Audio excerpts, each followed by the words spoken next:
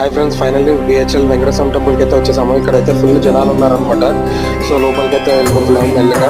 చూడండి, లోపల దర్శనం అయితే చేసుకున్నాము. చూడండి, దూరంగా కనపడుతుంది మెయిన్ టెంపుల్ లేదనమాట.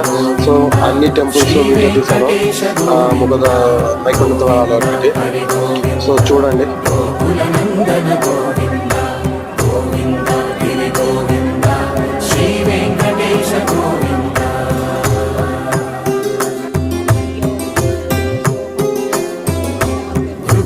పూజిత గోవింద, భూమి యజ్ఞ ఫల గోవింద, వికుంఠ విరక్త గోవింద, వెంకటగిరిహిత గోవింద,